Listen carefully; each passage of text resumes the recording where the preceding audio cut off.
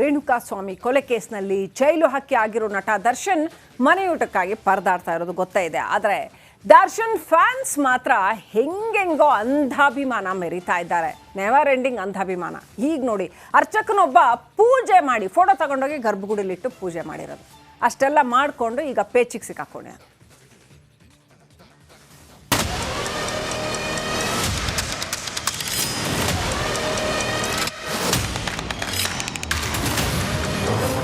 ಗರ್ಭಗುಡಿಯಲ್ಲಿ Darshan photo ಇಟ್ಟು ಪೂಜೆ.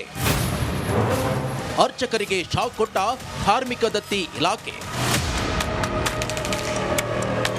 ಚಿತ್ರದುರ್ಗ ರೇಣುಕಾಸ್ವಾಮಿ ಕೊಲೆ ಪ್ರಕರಣದಲ್ಲಿ ಜೈಲು ಸೇರಿರುವ ನಟ ದರ್ಶನ್ ಬಿಡುಗಡೆಗಾಗಿ ಗೋಳಾಡ್ತಿದ್ದಾರೆ. ದರ್ಶನ್ ರನ್ನ ಬಿಡುಗಡೆ ಮಾಡಿಸಲು ಪತ್ನಿ ವಿಜಯಲಕ್ಷ್ಮಿ ಹಾಗೂ ಕುಟುಂಬಸ್ಥರು ಶತಪ್ರಯತ್ನ ಮಾಡ್ತಾ ಇದ್ರೆ, ಇಲ್ಲೊಬ್ಬ ಅರ್ಚಕ ಮಾಡಿದ ಕೆಲಸ ಎಲ್ಲೆಡೆ ಸುದ್ದಿಯಾಗುತ್ತಿದೆ. ಬಳ್ಳಾರಿಯ ಕುರುಗೋಡು ತಾಲೂಕಿನ ದೊಡ್ಡ ಬಸವೇಶ್ವರ ದೇವರ ಪ್ರಾಣಮೂರ್ತಿ ಮುಂದೆ ಪೊರ್ಕಿ ಫೋಟೋ ಇಟ್ಟು ಮಂಗಳಾರತಿ ಮಾಡಿದ್ದಾನೆ. ದರ್ಶನ್ ಫೋಟೋಗೆ ಪೂಜೆ, ಭಕ್ತರ ಆಕ್ರೋಶ. ಅರ್ಚಕನ ವಿರುದ್ಧ ದೇಗುಲದ ಭಕ್ತರು ಆಕ್ರೋಶವನ್ನ ವ್ಯಕ್ತಪಡಿಸಿದ್ದಾರೆ. ತನಿಖೆ ನಡೆಸಿ ಅಧಿಕಾರಿಗಳ ವಿರುದ್ಧ ಕ್ರಮವನ್ನ ಕೈಗೊಳ್ಳಬೇಕು ಅಂತ ಭಕ್ತರು ಆಗ್ರಹಿಸಿದ್ದಾರೆ. ಸಾಕಷ್ಟು ಆ ದೇವಸ್ಥಾನಕ್ಕೆ ಭಕ್ತಾದಿಗಳಿದ್ದಾರೆ. ಮನೆ ದೇವರು ನಮ್ಮದು ಅಂತೇಳಿ ಅರ್ಚಕ ನಡ್ಕೊಳ್ಳುವಂಥ ಭಕ್ತರು ಕೂಡ ಇದ್ದಾರೆ. ಅಲ್ಲಿ ಆ ಭಾವನೆಗಳಿಗೆಲ್ಲ ಧಕ್ಕೆ ಬರ್ತಾ ಇದೆ ಅಂತಂದರೆ ಇದು ನಿಜವಾಗಲೂ ಖಂಡನವಾದ ಕೆಲಸ. ಆ ಅರ್ಚಕರನ್ನು ಸಸ್ಪೆಂಡ್ ಮಾಡಿದ್ರೆ ಸಾಲದು, ಕಾರ್ಯನಿರ್ವಹಣಾ ಅಧಿಕಾರಿಗಳನ್ನು ಕೂಡ ಈ ಕೂಡಲೇ ತಕ್ಷಣವೇ ಅವ್ರನ್ನು ಕೂಡ ಸಸ್ಪೆಂಡ್ ಮಾಡಬೇಕು ಅಂತೇಳಿ ಸಂದರ್ಭದಲ್ಲಿ ನಾನು ಒತ್ತಾಯ ಮಾಡ್ತಾ ಇದ್ದೀನಿ. ಧಾರ್ಮಿಕ ದತ್ತಿ ಇಲಾಖೆಯಿಂದ ಎಡವಟ್ಟು. ದೇವಸ್ಥಾನದ ಸಂಪ್ರದಾಯಕ್ಕೆ ವಿರುದ್ಧವಾಗಿ ನಡೆದುಕೊಂಡ ಅರ್ಚಕರನ್ನ ಧಾರ್ಮಿಕ ದತ್ತಿ ಇಲಾಖೆ ಅಮಾನತು ಮಾಡಿ ಆದೇಶ ನೀಡಿದೆ. ಧಾರ್ಮಿಕ ಇಲಾಖೆ ಅಧಿಕಾರಿ ಹನುಮಂತಪ್ಪ ಮಹಾ ಎಡವಟ್ ಮಾಡಿದ್ದಾರೆ. ಪೂಜೆಯೇ ಮಾಡದ ಅಮಾಯಕ ಅರ್ಚಕರನ್ನ ಅಮಾನತು ಮಾಡಿದೆ. ಅಸಲಿಗೆ ಪೂಜೆ ಸಂದರ್ಭದಲ್ಲಿ ಅರ್ಚಕ ಮಲ್ಲಿ ದೇಗುಲದಲ್ಲಿ ಇರಲಿಲ್ವಂತೆ. ವಿಡಿಯೋದಲ್ಲಿರುವ ಅರ್ಚಕರೇ ಬೇರೆ, ಈಗ ಅಮಾನತು ಆಗಿರುವ ಅರ್ಚಕನೇ ಬೇರೆಯಂತೆ. ಈ ಪ್ರಕರಣದಲ್ಲಿ ವೈಯಕ್ತಿಕ ದ್ವೇಷ ತೀರಿಸಿಕೊಳ್ಳಲು ಅಧಿಕಾರಿಗಳು ಮುಂದಾಗಿದ್ದಾರೆ ಎಂಬ ಗುಮಾನಿ ಎದ್ದಿದೆ. ದರ್ಶನ್ ಕೈದಿ ನಂಬರ್ ಸ್ಟಿಕ್ಕರ್, ದರ್ಶನ್ ಜೈಲು, ಉಡುಪುಗಳ ಫೋಟೋ ಶೂಟ್ ಬಳಿಕ ಈಗ ದರ್ಶನ್ ಫೋಟೋಗಳನ್ನ ದೇವರ ಮುಂದೆ ಇಟ್ಟು ಪೂಜೆ ಮಾಡ್ತಿರುವುದು ಅಂಧಾಭಿಮಾನವೇ ಸರಿ. ರೇಣುಕಾ ಆರಾಧ್ಯ, ರಿಪಬ್ಲಿಕ್ ಕನ್ನಡ, ಬಳ್ಳಾರಿ.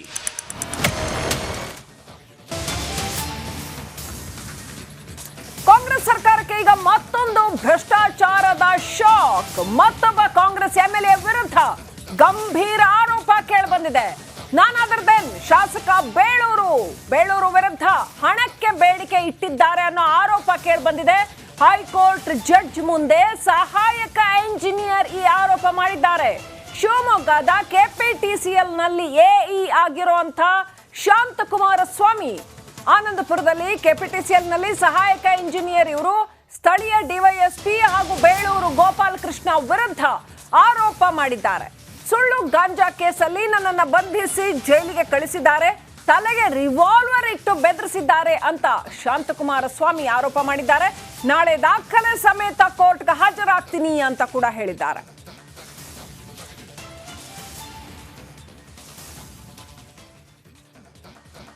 ಇಡೀ ರಾಜ್ಯಾದ್ಯಂತ ಮಳೆ ಸುರಿತಾ ಇದೆ. ಮಳೆ ಅವಾಂತರ ತಡೆಗಟ್ಟೋದಕ್ಕೆ ಅಧಿಕಾರಿಗಳು ಫುಟ್ಪಾತ್ ವ್ಯಾಪಾರಿಗಳ ತೆರವು ಮಾಡ್ಸಕ್ಕೆ ಹೋಗ್ಬಿಟ್ಟಿದ್ದಾರೆ.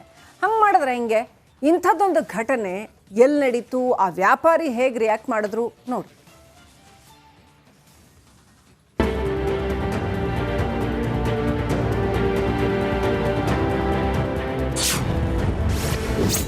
ಅಧಿಕಾರಿಗಳ ವಿರುದ್ಧ ವ್ಯಾಪಾರಿ ವೃದ್ಧೆ ರಂಪಾಟ.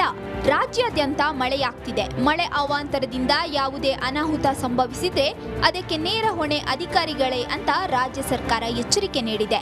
ಇದರಿಂದ ಎಚ್ಚೆತ್ತ ತುಮಕೂರು ಪಾಲಿಕೆ ಅಧಿಕಾರಿಗಳು ಬೀದಿ ಬದಿಯ ವ್ಯಾಪಾರಿಗಳಿಗೆ ಬಿಸಿ ಮುಟ್ಟಿಸಿದ್ದಾರೆ.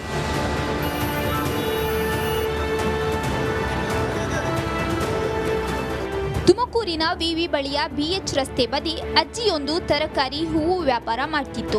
ಆ ಅಜ್ಜಿಗೆ ಜಾಗ ಖಾಲಿ ಮಾಡಲು ಪಾಲಿಕೆ ಅಧಿಕಾರಿಗಳು ಒತ್ತಾಯ ಮಾಡಿದ್ದಕ್ಕೆ ಸತ್ರು ಜಾಗ ಖಾಲಿ ಮಾಡಲ್ಲ ಅಂತ ರಂಪಾಟ ಮಾಡಿದೆ. ಕಂಪ್ಲೇಂಟ್ ಕೊಟ್ಟವ್ರಿಗೆ ಹೇಳು, ನಿಮಗೆಲ್ಲ ಅಂಗಡಿ ಮಾಡಿದೀವಲ್ಲ. ನಾನು ಅವ್ರನ್ನ ಕೇಳ್ತಾರೆ, ಅವ್ರನ್ನೇನು ಕೇಳ್ತೇನೆ, ನನಗೆ ಆನ್ಸರ್ ಮಾಡಿ. ಫಸ್ಟ್ ಏನಂತ ನಿಮಗೆಲ್ಲ ಅಂಗಡಿ ಮಾಡಿ ಎಷ್ಟು ವರ್ಷ ಆಯ್ತು ಅದು ಅಂಗಡಿ ಮಾಡಿ ಎಷ್ಟು ವರ್ಷ ಆಯ್ತು ಅದು ನಿಜವಾಗಿ ಹೇಳೋದಲ್ಲ ನಿಮಗೆ ಅಂತಾನೆ ಒಂದು ಸಂಘ ಇದೆ ಆ ಸಂಘದಲ್ಲ ತೀರ್ಮಾನ ಮಾಡಿ ಮಾಡಿರೋದು ನಿನ್ನ ಕೇಳ್ಬಿಟ್ಟು ಸ್ಮಾರ್ಟ್ ಸಿಟಿ ಯೋಜನೆಯಡಿ ಮಿನಿ ಮಾರುಕಟ್ಟೆ ನಿರ್ಮಿಸಲಾಗಿದೆ. ಅಲ್ಲಿಗೆ ವ್ಯಾಪಾರ ಮಾಡಲು ಹಿಂದೇಟು ಹಾಕ್ತಿದ್ದಾರೆ. ಕಳೆದ 2 ತಿಂಗಳ ಹಿಂದಷ್ಟೇ ಪಾಲಿಕೆ ಕಾರ್ಯಾಚರಣೆ ನಡೆಸಿ ಬೀದಿ ಬದಿ ವ್ಯಾಪಾರಕ್ಕೆ ಕಡಿವಾಣ ಹಾಕಿತ್ತು. ಫುಟ್ಪಾತ್ಗಳು ಸಂಪೂರ್ಣವಾಗಿ ಹಾಳಾಗಿದ್ದು ಮಳೆ ನೀರು ಸರಾಗವಾಗಿ ಹರಿಯಲು ಸಾಕಷ್ಟು ತೊಂದರೆಯಾಗಿದೆ ಎಂಬುದು ಪಾಲಿಕೆ ಅಧಿಕಾರಿಗಳ ಆರೋಪವಾಗಿದೆ. ಜಗದೀಶ್ ಮಾಚಗಡ್ಡ, ರಿಪಬ್ಲಿಕ್ ಕನ್ನಡ, ತುಮಕೂರು.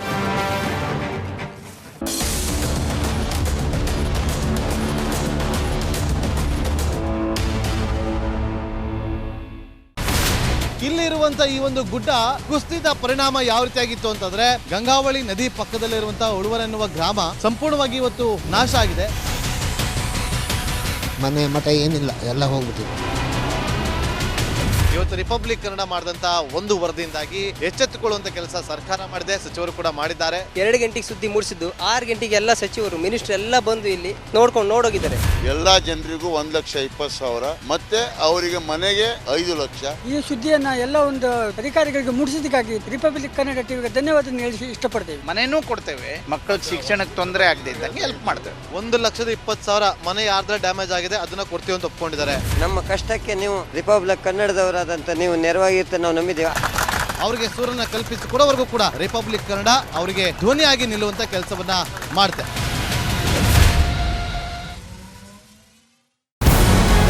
ನಮಸ್ಕಾರ, ಕರ್ನಾಟಕ ಪ್ರೈಮ್ ಟೈಮ್ಗೆ ಸ್ವಾಗತ. ನಾನು ಜಯಪ್ರಕಾಶ್ ಶೆಟ್ಟಿ. ಇಡೀ ಕರ್ನಾಡು ಇವತ್ತು ರೆಬೆಲ್ ಆಗಿ ನಿಂತಿದೆ. ಈ ಹಗರಣಗಳನ್ನು ಸದನದಲ್ಲಿ ಪ್ರಸ್ತಾಪ ಮಾಡಲು ಕೂಡ ಕಾಂಗ್ರೆಸ್ ಹಿಂದೇಟು ಹಾಕಿದ್ದೇಕೆ?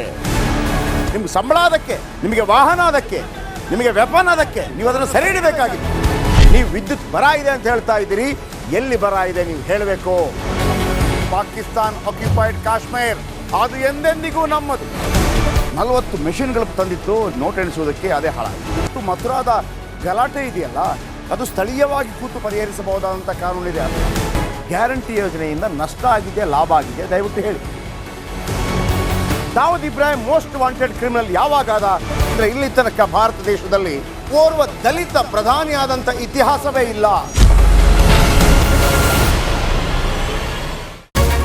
ರಿಪಬ್ಲಿಕ್ ವರ್ಲ್ಡ್ ಆಪ್ ಇದು ಕೇವಲ ಅಪ್ಲಿಕೇಶನ್ ಅಲ್ಲ, ಸಮಗ್ರ ಸುದ್ದಿಗಳ ಸಂಪರ್ಕ ಮಾರ್ಗಕ್ಕೆ ಕ್ರಾಂತಿಕಾರಿ ಬದಲಾವಣೆ. ರಿಪಬ್ಲಿಕ್ ವರ್ಲ್ಡ್ ಆಪ್ ಕೇವಲ ಸುದ್ದಿ ಅಪ್ಲಿಕೇಶನ್ ಅನ್ನ ಪರಿಚಯ ಮಾಡ್ತಾ ಇಲ್ಲ, ಬದಲಾಗಿ ಡಿಜಿಟಲ್ ಸುದ್ದಿ ಬಳಕೆಯ ಹೊಸ ಯುಗಕ್ಕೆ ನಾಂದಿ ಹಾಡ್ತಾ ಇದೆ. ಇದೊಂದು ಬ್ರೇಕಿಂಗ್ ನ್ಯೂಸ್, ಪ್ರಭಾವಶಾಲಿ ಕಾರ್ಯಕ್ರಮಗಳಿಗೆ ಗಟ್ಟಿಯಾದ ವೇದಿಕೆ. ರಿಪಬ್ಲಿಕ್ ವರ್ಲ್ಡ್ ಅಪ್ಲಿಕೇಶನ್ ಈಗ ಲೈವ್ ಆಗಿದೆ. ಗೂಗಲ್ ಪ್ಲೇ ಸ್ಟೋರ್ ಮತ್ತು ಆಪಲ್ ಆಪ್ ಸ್ಟೋರ್ ಎರಡರಲ್ಲೂ ಲಭ್ಯವಿದೆ. ಈಗಲೇ ಡೌನ್ಲೋಡ್ ಮಾಡಿ.